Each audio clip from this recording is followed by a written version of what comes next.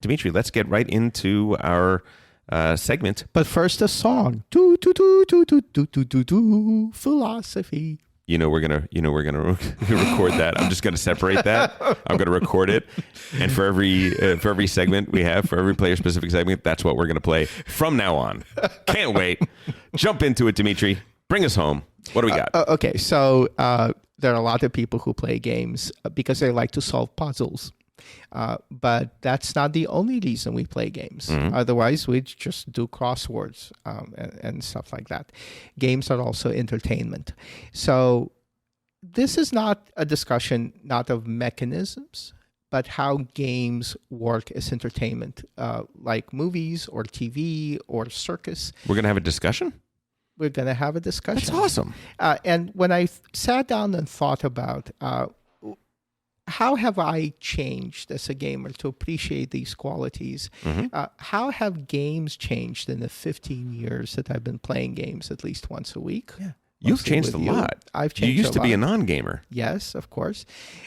So there are 4 things that games really display that make them like movies. And the first of them is humor. That games have the capacity, like movies, like television, like the circus, of making people laugh. I've laughed during games. I've seen other players laugh during games. And for me, the way the humor changed in the 15 years that I've been playing games, it's become more integrated and more interactive.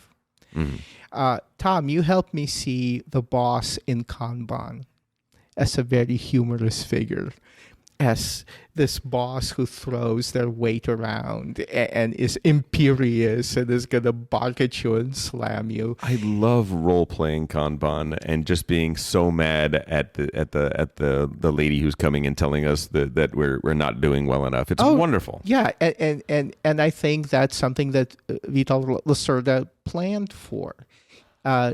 It's a game that encourages you to see this essential integrated component as a figure of fun, as a source of fun to relieve the tension.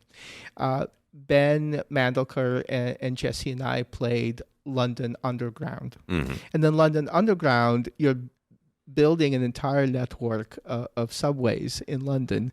I'm sorry, they're not called subways in London. I forget what they're called. The Underground. The Underground, yes.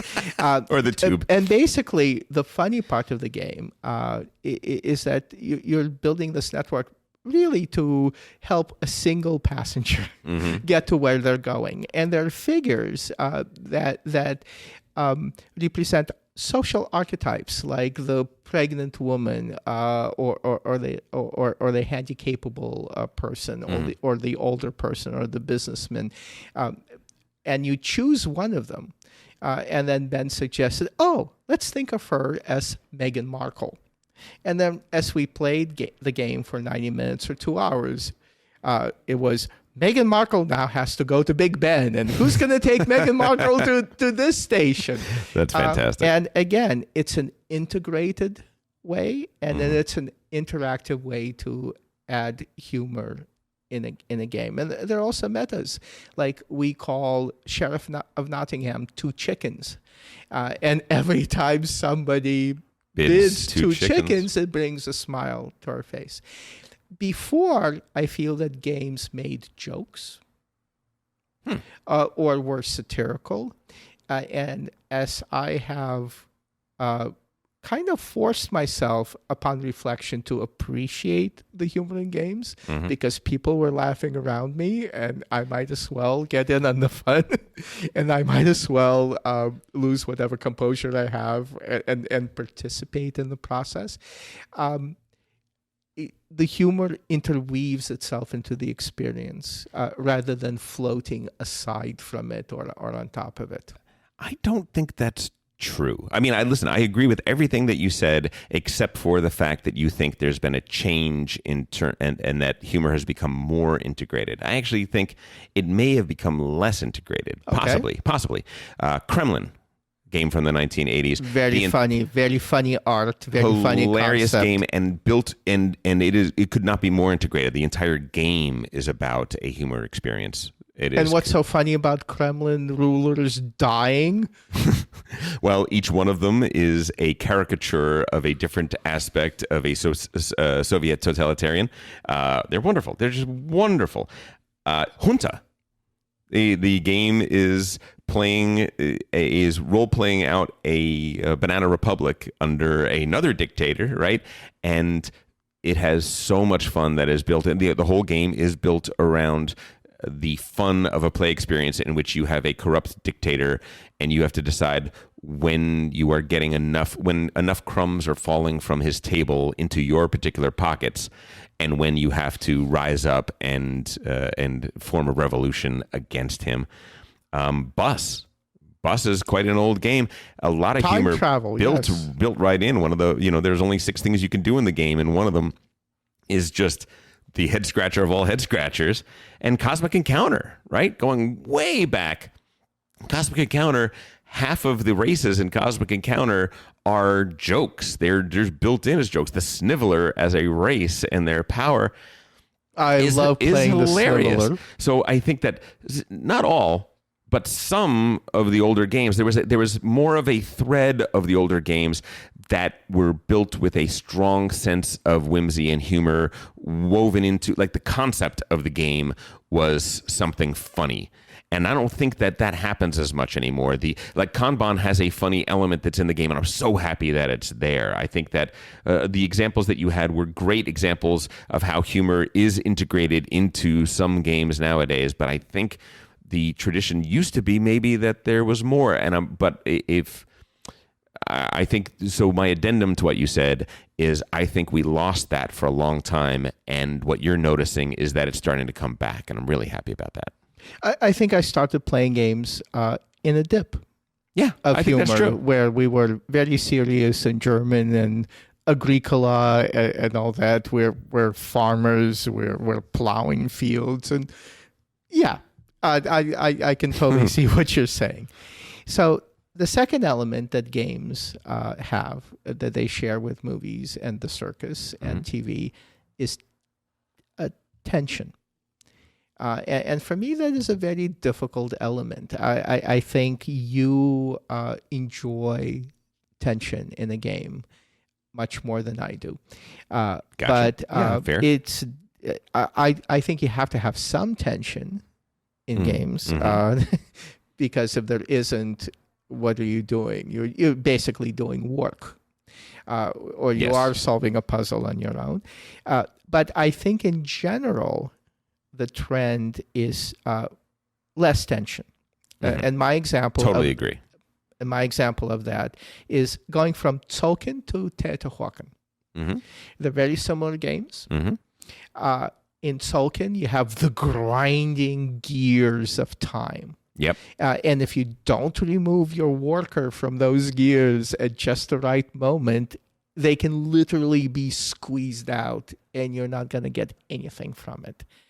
Teotihuacan, it's a pleasant stroll around the mall. And if your worker stays in one of those buildings, that's fine, because if other workers join them, you're going to get more resources from that.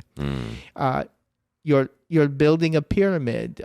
It just feels less punishing, less tense.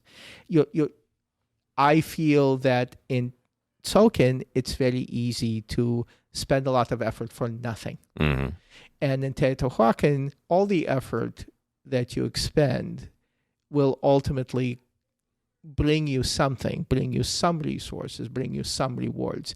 Maybe not the optimal resources. You may not win the game, but you'll never have a turn where there's nothing you can do. Actually, you may if you don't feed your workers or if you don't have enough maize or whatever. But there's less of a tension. And I feel that it's the tension has been lessened, except for Crystal Palace. Yes. Crystal Palace is a game that you reviewed, and I feel it's much more tense than, say, Coimbra, where you have worker placement, where in Coimbra you'll still get something, just not the optimal, maybe not what you wanted. Sure. Whereas in Crystal Palace, you may get squeezed out entirely and get nothing for placing a die that doesn't have the right value. I would say Barrage is still a very tense game as well. I think Barrage doesn't have that. I have a fraught relationship with what you're talking about. I totally agree with your observation. It's 100% games have gotten less tense. There's a weird person that I put into the category of blame for this, and it's Vital Lacerda. Strangely, because Vital has these very complex, convoluted, tough to play games, but most actions you take give you a little reward. Most actions in his game systems give you a little something. You're constantly getting little mini rewards or little mini bonuses for doing things. And a lot of other designers do that too. I'm not blaming Vital for this, but I'm saying that there is a definite trend in games now where actions always are giving you these mini rewards. And while I understand completely why you're doing that, at the same time, I feel like I am in Pavlov's laboratory and the bell is ringing. I feel like it is catering to me and programming me, and I don't really want that. Like for me, for my tastes, I prefer Age of Steam, where you know what you get for that action? A swift punch in the nose. Brass. I've experienced that punch in the nose many times. I think it's more honest, and I think that is. But that's a personal preference. A lot of people have a problem with that, and to a certain extent, who wouldn't want to play a game where everything you do, you just get a little bonus for it. It's like getting a little gold star and saying, "Oh, you did great, Skipper. That was a great turn for you." And I'm just like, "No, but it really wasn't that great. Why are we rewarding that?" My question for you, though, is, has your comparison between movies and books and games, do you feel that movies and books have gotten less tense over time, or do you think this is a divergence between the parallels of games and mass entertainment? I think movies have definitely gotten less tense, and Really? TV has gotten more tense. I think Marvel movies are well-paced and funny and colorful and really well-made. I'm not worried about anybody dying because they're going to come back. I'm not. They're cyclical, right? Everything is going to return. Sure. It's not like Star Wars, where, yes, Obi-Wan comes back, but he comes back as a ghost. Yes. He's never a character. Sure. Who matters again. So Sure. when he dies in Star Wars, we'll never see him again. I never have that loss. Ultimately, for me, tension is connected to loss. I can, with all the reboots in Marvel and the constant return of all the characters. Remember in Batman, remember that Joker dies? Yes. That's the last time Joker dies. In 1989, in Batman, the Jack Nicholson Joker died. Yes. And now Joker Can't die. So he's as much of a franchise as anybody. And even if he does die, Interesting. If he does die, somebody else will play him. It's interesting. I think you're right that the franchisability of so much of movies has reduced tension to some degree, but I still think the net result is greater tension because pacing, energy, that has a tension effect in and of itself, and the pace has just gotten so much faster. I watched The French Connection recently, and I almost can't get through it. But it's a drama. It's not a thriller. It's languorous. It's a drama. James Bond. I can't watch a Roger Moore James Bond anymore. It takes forever. The Spy Who Loved Me. I used to love The Spy Who Loved Me. Now I'm watching a fist fight between him and the Arabic thugs in Egypt in the Giza scene, and I'm like, oh my god, this is taking forever. It's like it's been like 40 seconds and he hasn't thrown a second punch. They're just dancing with each other. I think it has changed. It has changed. Bourne is the reason that Bond changed, but the tension has been ramped up in a lot of movies in that way. I agree with what you're saying, but I think there's more to it. Let me ask you one more question. Do you feel that your enjoyment of tension in games is related to your enjoying tension in movies? Do you feel it comes from the same place? That you like tense games and you like tense movies and you like tense books? I don't know what I'm doing sometimes if a game lacks a certain amount of tension for me. It's like, why is this a game now? Like, am I striving for something? Shouldn't I be competing for something? Shouldn't I be trying to overcome obstacles and overcome difficulties? For me, that is a classic aspect of what a game is. And, I love Everdell, and Everdell isn't a particularly tense game, but it's surprisingly tense in some ways. It really is. And I think for me, the games that I enjoy the most are the games, are kind of like a really great action movie, where at the end of it, I realize, wow, I'm sweating a little bit. I didn't do anything that character on screen did, but I'm sweating a little bit. It put me through the ringer, and I come out with a feeling of catharsis. And I like that in a game.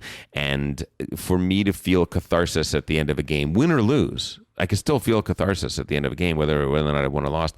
I feel catharsis the most, and I feel that feeling that I've been taken out of my life and I've been put into an experience and I've forgotten about everything except this experience for 2 or 3 hours. I feel that most in games that are most tense. So there you go. You mentioned pacing. Sure. With regards to movies, pacing is my third element that games have and has changed. Sure. I think when I started out, you couldn't play a heavy Euro game in under 3 hours. Sure. And right now you can very much in 2. And my example of that is Barrage. And to me, there are certain specific decisions that the designers of Barrage made that made it possible. And the one that's the easiest to spotlight is how when your construction project, a dam, a conduit, a turbine, goes online and starts producing the moment you start building it. Mm-hmm. And while it may, in that wheel may take a couple of game turns to spin all the way around. Yeah. You're not waiting for it. And Mm-hmm. I think that's thematically, it's a little wobbly, but it's a very conscious decision to say that we can play a very tough Euro, Mm-hmm. an unexpected Euro, a Euro with rich decision spaces, but we can pace it faster. What do you think about that? No, I totally agree with that. I mean, the game we just reviewed is CAYLUS, an attempt to give a similar experience at a faster pace. DMITRY, the new version of DMITRY, is an extreme example of that.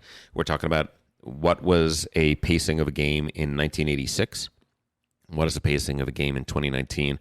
I think the new versus old version of DMITRY is a perfect example that you are dead on right, that the pacing has picked up considerably, with some notable exceptions always, but it really is trying to increase the tempo. I would also say that rondel system games, which there are a lot more of those. Like Teotihuacan, like Tzolk'in. Well, really, I'm going more toward classic rondel, like Matt Gertz designs, such as Imperial. Okay. Where you can take any of the next 3 actions for free, or you can go farther for those. All of those are mini actions. They're really short, they're really quick, and you move right on, which means that even in a 5-player game or a 6-player game, Imperial can play to 6, it's going to be 2 minutes maximum before your next turn, because the turns are so fast, and that creates a pacing all of its own, right? They're not big turns. They're small little turns, and they come in rapid fire succession. I think that's a really good development in game design over the last few years. I like that very much, even if I prefer original CAYLUS and possibly prefer original DMITRY to the sequels. That doesn't mean that I don't see value in the trend. Cool. And the fourth thing that games share with movies and TV and books and circus is wisdom. And here I don't really mean the wisdom about the specific situation. Like Friedrich teaches you about you know, the war that Friedrich fought. Sure. You know, or Kremlin teaches you about the Soviet system in the 1980s. But a general sense of learning about how the world works, about maybe how people function, about like general principles of economics. You know, for me, there's a Jessica Chastain, Oscar Isaacs movie that J.C. Chandon made called A Most Violent Year, which is the best movie I've ever seen about what it's like to run a business. It comes on as a movie about... that was the mob movie, yes. Yeah, yes, but yes. it's not... But it's not really. It's not really. It's a movie about running a business, just like Margin Call by the same filmmaker is a great movie about finance. So Lacerda games are always about economic principles. They're always about how competition affects achievement. They're actually contain information about on Mars, as Jennifer pointed out in the last episode. Games like High Frontier, games like Pax Pamir, they show general principles of how like different historical situations may operate according to the same rules or similar rules. And Watergate. Okay. Which is a wonderful two-player game that plays in 30 minutes, which has interesting mechanisms for beating your opponent, and has a map and has territory control aspects to it and everything, unexpectedly. But also, if you want, you can read the cards and learn a ton about Watergate. And it doesn't get into the way of play. Sure. It actually enhances it. And the information you can read very quickly and gives you something to do while your opponent is thinking about their turn. Sure. I think it's a wonderful thing. I think so too. I think that's true. I'm not sure that it's that different than it was in the past. I mean, before the Eurogame revolution, before any of that happened, they were essentially three types of games. There were economic games, 18xx, acquire games, stock market games. There were games like that. There were war games. Tons and tons of war games existed back then. And then there was other, the category of other, which is smaller. Sorry. Kind of a smaller, well, there's the mass market. I'm leaving that out. Sure. But I guess my point would be that war games were very much steeped in learning the minutia of various things. Now, I find military history to perhaps be less revelatory of the human condition than other forms of history. It's very specific. I is. think military history is very specific to the period. Sure. And there are other types of focus that are more general. Yeah. Again, I started playing games at a time of Agricola. Agricola has nothing to teach you about running a medieval farm. Agricola is a very abstract game with a skin of sheep and carrots and vegetables and everything. Look, let me answer that because you're slamming Agricola now, and I do not accept that. It is a well-known fact that during the Middle Ages, you had to get a license in order to have a baby, and if your neighbor has the license, you are not allowed to have that license. It was just a clear fact of the matter. Only one person is allowed to grow wheat on any given year. These were facts. All right. Okay. Let's just leave that. I need to brush up on my on my medieval history. For me personally, there have been huge improvements in games, in humor, in tension, in pacing, and in what I call wisdom. In the last 15 years, it's one of the reasons that I'm continue to play in the hobby, not as important for me as being with the people. And I feel that I've changed. I've started to enjoy the game process a little more by recognizing not just the competitive puzzle making qualities, but also these things that happen at the intersection of player and game, happen above the board. There's a lot more in the gumbo than just that. Sure, Yes. because a game is a piece of cardboard, but a film is also just a piece of film until somebody's watching it, until somebody's playing it. And when you play a game, humor, tension, pacing, wisdom come into play in a rich way. Philosophical gamer, you're the best. Thank you. That was fantastic. I thought that was a really, really interesting conversation we just had. I loved it. Hey, if you enjoyed that video, you very well might enjoy the other videos you now see being suggested to you on screen. Also, we'd greatly appreciate it if you could like, share, or subscribe to our Game Brain channel. Thanks so much.